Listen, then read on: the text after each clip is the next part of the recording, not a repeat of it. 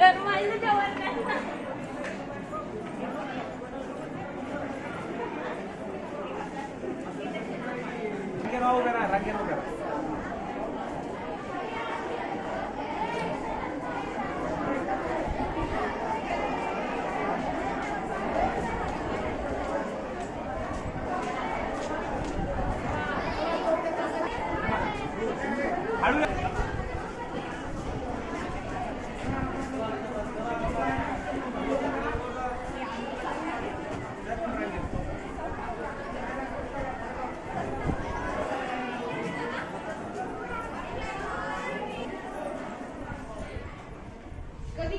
कवित्रीचे लेखक कोण आहेत?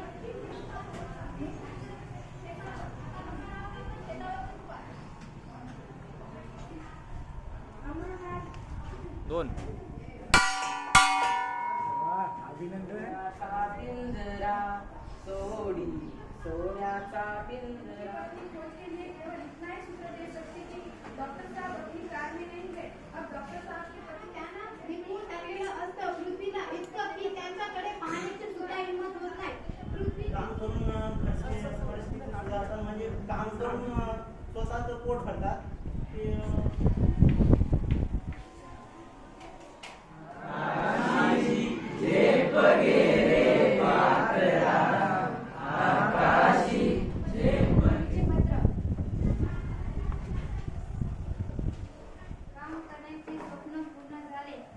नियमानुसार समुद्री क्षेत्रात निर्धारित वेळेत काम केल्यानंतर 2010 साली त्यांनी मास्टर राहत होते.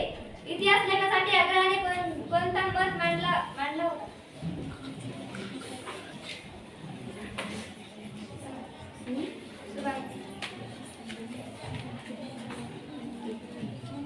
सांग शुभांगी कोण येतं? इतिहास लेखनासाठी वापरल्या जाणाऱ्या ऐतिहासिक साधनांची विशेषतः कागदपत्रांची विश्वासार्हता तपासून घेणे आवश्यक आहे असे मत आग्रहाने मांडले जात होते. त्यामध्ये रेने देकार्ते हा फ्रेंच तत्वज्ञ अग्रभागी होता. रेने देकार्ते कोणता तत्वज्ञ होता?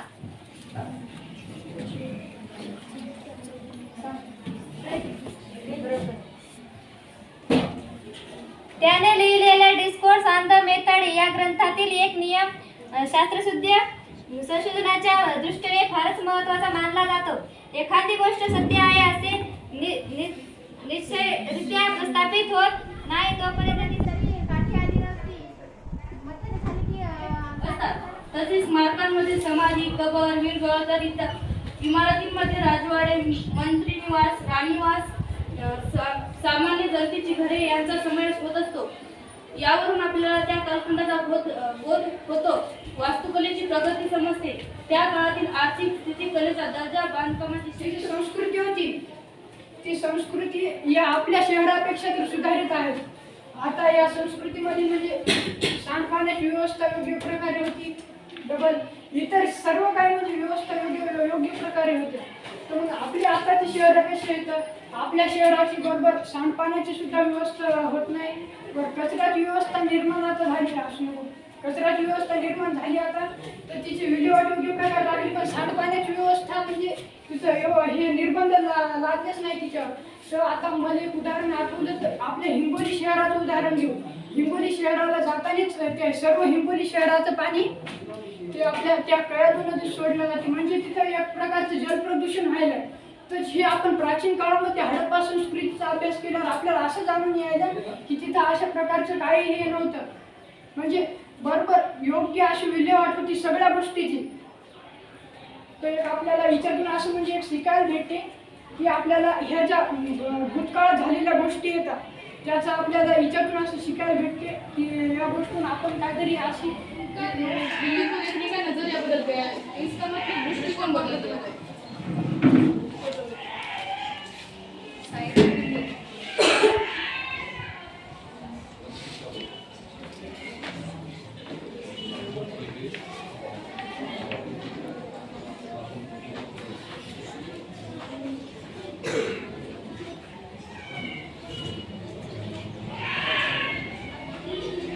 आपस में बात मत करो.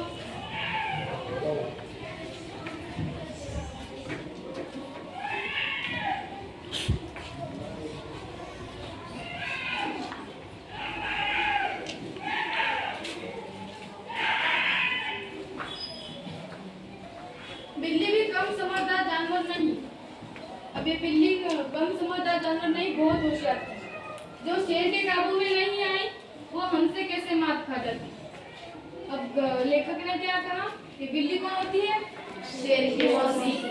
हाँ, ये बिल्ली कौन होती है? शेर की मौसी होती है। पहिले अक्षर कॅपिटलवर लिहितात, पहिले अक्षर कॅपिटलवर दुसरे अक्षर स्मॉल असे लिहितात. एक्झाम्पल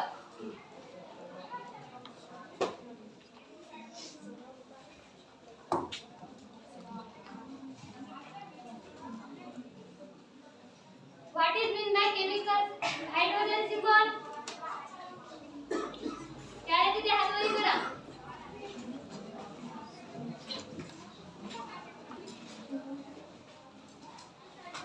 काय रे?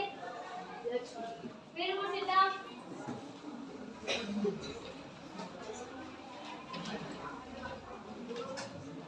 What is in the oxygen symbol? काय रे तू? 2 नंबरच्या बेंचवरला. Very good, sit down.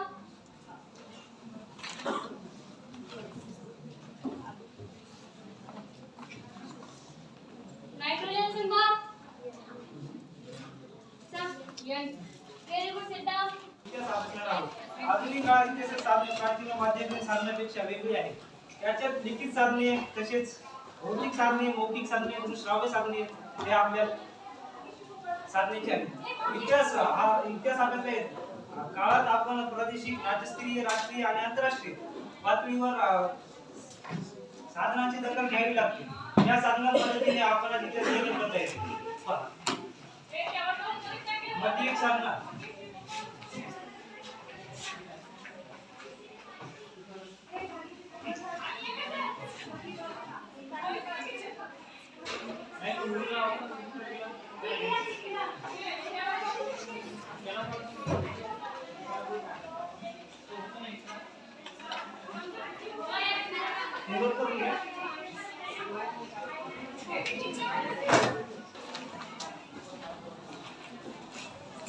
इस बार के कवि हैं डॉक्टर हरिकृष्ण देव सरे.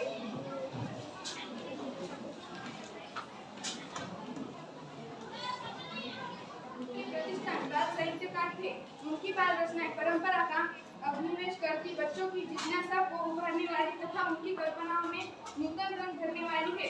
प्रमुख कृतियां खेल बच्चे का, आओ चंदा के देश चले, मंगल ग्रह में राजू, कुर्ती शस्त्रिया, गिरना स्काईलैंड का दूसरे ग्रहों के उत्कर्षण आदि वैज्ञानिक बात वर्णन, गद्य संबंधी विज्ञान तथा जीवन की किसी घटना का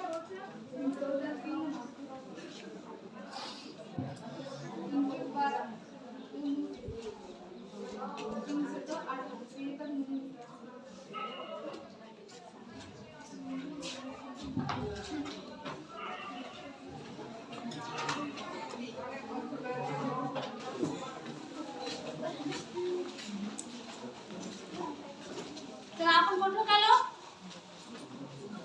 आज सांगा कुठं चाललो? झाडाखाली लक्ष्मी भाकर खाती आहे. घरच्या लक्ष्मी आणलेली भाकर तुकडा, तिच्याच बरोबर 2-4 सुख दुःख. आपल्या जीवनात सुख येते की नाही? आणि कोणाला दुपार म्हणजे काय? दुपार कोणाला दुपार आवडते, कोणाला संध्याकाळ आवडते. तसं तुम्हाला कोणती वेळ आवडते? सकाळ.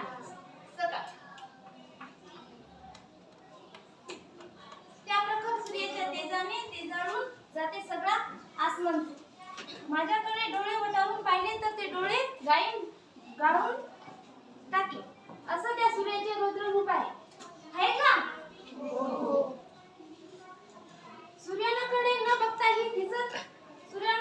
बघताही दिसत दुपारची आपल्या कर्तृत्वाने त्याने दिपून टाकलेली असते पृथ्वीला, इतके की त्याच्याकडे पाहण्याची सुद्धा हिंमत नाही. पृथ्वीची हिंमत आहे का सूर्याकडे बघण्याची? व्यक्ती, स्थळ, वस्तू इत्यादींना दिलेल्या विशिष्ट नावांना नाम असे म्हणतात. For example Aurangabad, Pune, book, pen, Neha, beauty, etc.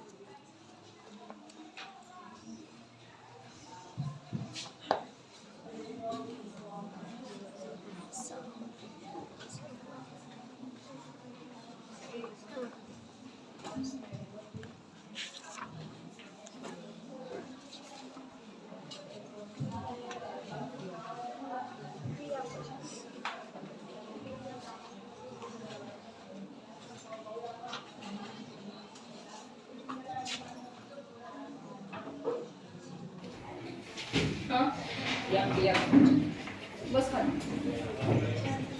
बस खाली. एक मिनिट काय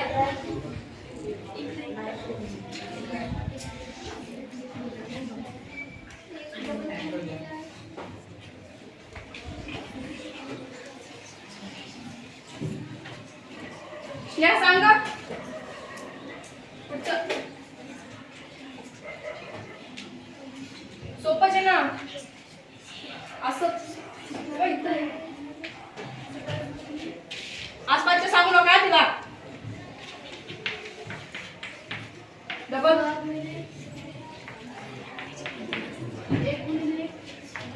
बस खाली.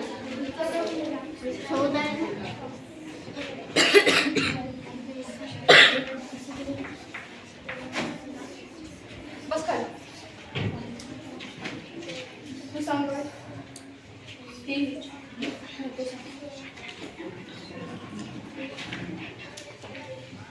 काय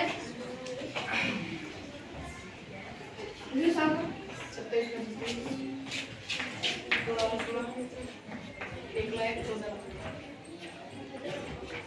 बस खाली. बस खाली. कानपात्र सांग. बेरीज कर बघ त्याची.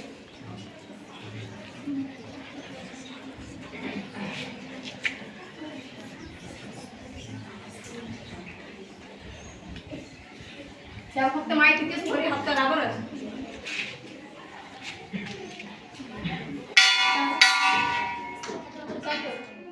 फॉर एक्झाम्पल ह्युमन बीइंग्स असतील. ह्युमन बीइंग्स असतात. ह्युमन बीइंगचे रिप्रोडक्शन झाल्याच्या नंतर ह्युमन बीइंग्स तयार करतात. ॲनिमल्स असतील. ॲनिमल्सला त्यांचं रिप्रोडक्शन झाल्याच्या नंतर ॲनिमल्स तयार करतात. अजून बर्ड्स असतील. बर्ड त्यांचं रिप्रोडक्शन झाल्याच्या नंतर बर्ड्स तयार करतात. त्यालाच म्हणतात रिप्रोडक्शन. आता रिप्रोडक्शन हे आपल्या सर्वांसाठी तर इम्पॉर्टंट नाही, म्हणजे आपल्या जगण्यासाठी तेवढे इम्पॉर्टंट नाही, पण ते पॉप्युलेशन आपल्या अर्थवरील पॉप्युलेशन कंट्रोल करण्यासाठी इम्पॉर्टंट आहे. कारण सर्व ऑर्गॅनिझमने ठरवलं की रिप्रोड्यूस करायचं नाही, रिप्रोडक्शन होऊ द्यायचं नाही. त्याची रिप्रोडक्शन झालेली जी पहिली जी जनरेशन आहे, म्हणजे मागची जी जनरेशन आहे ती संपून गेल्याच्या नंतर ती पुढची जनरेशन आहे. सॉरी, म्हणजे रिप्रोडक्शन जर थांबलं तर ती पुढची जनरेशन येणार आहे ती येणार नाही, आणि जी मागची जनरेशन आहे त्यानुसार संपून जाईल.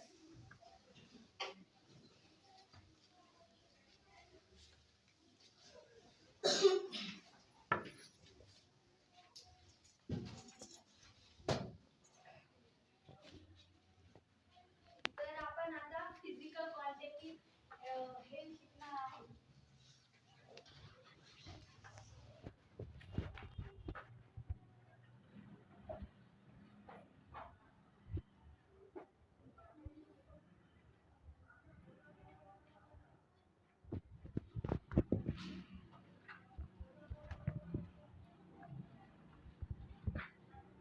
सर्व देशात मराठी भाषा बोलली जाऊ शकते.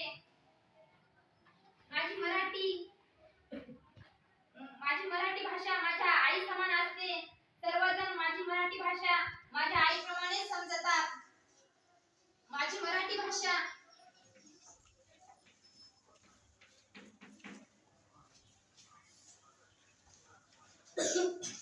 भौतिक साधनांमध्ये स्मारके, इमारती, लेणी, शिलालेख, नाणी, ताम्रपट, किल्ले इत्यादी साधनांचा समावेश होत असतो. वरील वस्तू आणि वास्तू किंवा त्यांची अवशेष रांगी इतरांची इतिहासाची भौतिक साधने असे म्हणतात. भौतिक साधनांमध्ये किल्ल्यांचे महत्त्वपूर्ण स्थान असते. किल्ल्याचे काही महत्त्वाचे प्रकार म्हणजे गिरिदुर्ग, वनदुर्ग, जलदुर्ग, भुईकोट हे असतात. तसेच स्मारकांमध्ये समाधी, कबर, वीरगळ तर इमारतींमध्ये राजवाडे, मंत्री निवास, राणीवास, सामान्य जनतेची घरे यांचा समावेश होत असतो. यावरून आपल्याला त्या कालखंडाचा बोध होतो. वास्तुकलेची प्रगती समजते.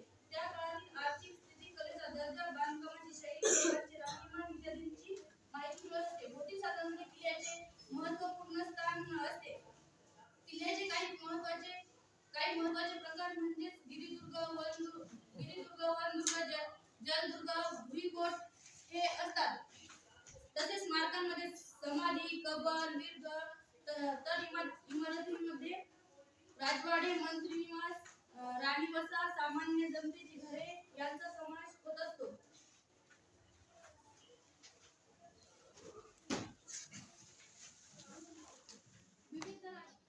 कोणता वैज्ञानिक विचारांना कोणता विश्वास वाटू लागला होता?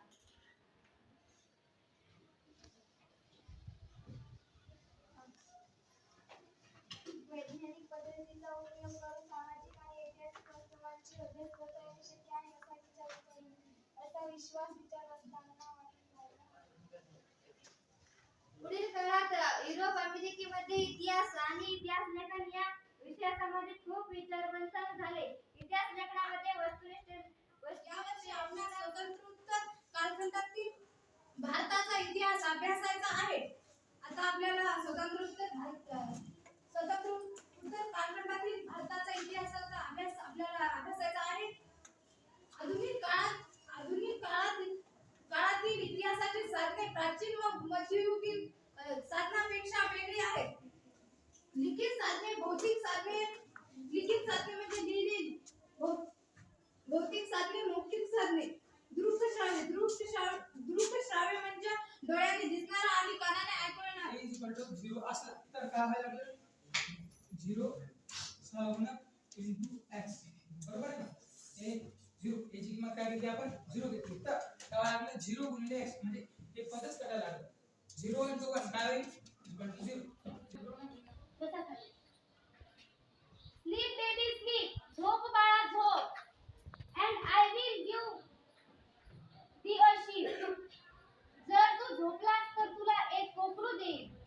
तू जर झोपलास तर आई म्हणजे तू जर झोपलास तर तुला एक कोकरू देईन. Which with its golden bell shall be. ते सुद्धा ज्याच्या गळ्यात सोनेरी घंटा असेल असे तुला कोकरू देईन. आणि प्रीती म्हणजे सुंदर.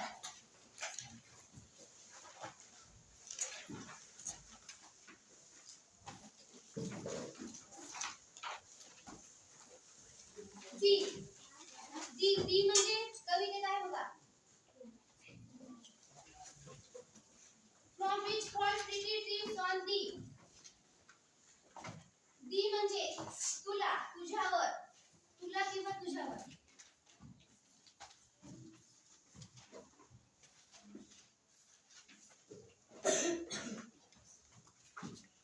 स्टँडर्ड नंबर 2 बोट ठेवा. मी वाचताना बोट ठेवा. Sleep baby sleep, the heavens are white with sheep.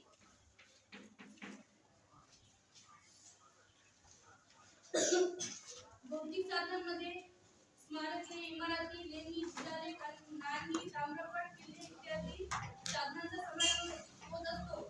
वरील वस्तू आणि वास्तू किंवा त्यांची औषधी रांगी इतरांची इतिहासाची भौतिक साधने असे म्हणतात. भौतिक साधनांमध्ये किल्ल्यांचे महत्त्वपूर्ण स्थान असते. किल्ल्याचे काही महत्त्वाचे प्रकार म्हणजे गिरिदुर्ग, वनदुर्ग, जलदुर्ग, भुईकोट हे असतात. तसेच स्मारकांमध्ये समाधी, कबर, वीरगळ तर इमारतींमध्ये राजवाडे, मंत्री निवास, राणीवास, सामान्य जनतेची घरे यांचा समावेश होत असतो. यावरून आपल्याला त्या कालखंडाचा बोध होतो. वास्तुकलेची प्रगती समजते. त्या काळातील आर्थिक स्थिती, कलेचा दर्जा, बांधकामाची शैली. फॉर एक्झाम्पल ह्युमन बीइंग्स असतील. ह्युमन बीइंगचे रिप्रोडक्शन झाल्याच्या नंतर ह्युमन बीइंग्स तयार करतात. ॲनिमल्स असतील, ॲनिमल्सला त्यांचं रिप्रोडक्शन झाल्याच्या नंतर ॲनिमल्स तयार करतात. अजून बर्ड्स असतील, बर्ड्सचं रिप्रोडक्शन झाल्याच्या नंतर बर्ड्स तयार करतात. त्यालाच म्हणतात रिप्रोडक्शन. आता रिप्रोडक्शन हे आपल्या सर्वांसाठी तर इम्पॉर्टंट नाही, म्हणजे आपल्या जगण्यासाठी तेवढे इम्पॉर्टंट नाही, पण ते पॉप्युलेशन आपल्या अर्थवरील पॉप्युलेशन कंट्रोल करण्यासाठी इम्पॉर्टंट आहे. कारण सर्व ऑर्गॅनिझमने ठरवलं की रिप्रोड्यूस करायचं नाही, रिप्रोडक्शन होऊ द्यायचं नाही. त्याची रिप्रोडक्शन झालेली जी पहिली जी जनरेशन आहे, म्हणजे मागची जी जनरेशन आहे ती संपून गेल्याच्या नंतरची पुढची जनरेशन आहे म्हणजे रिप्रोडक्शन जर थांबलं तर जी पुढची जनरेशन येणार आहे ती येणार नाही. आणि जी मागची जनरेशन आहे त्यानुसार मध्ययुगीन आणि आधुनिक भारताचा इतिहास अभ्यासला. यावर्षी आपणास स्वतंत्रोत्तर कालखंडातील भारताचा इतिहास अभ्यासायचा आहे. आता आपल्याला स्वतंत्रोत्तर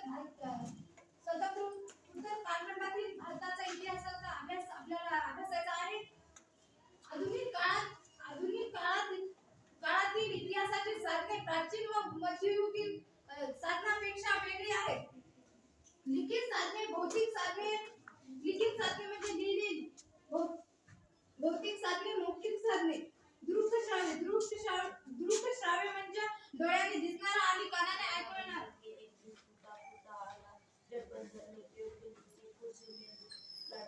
जोर से बोलना.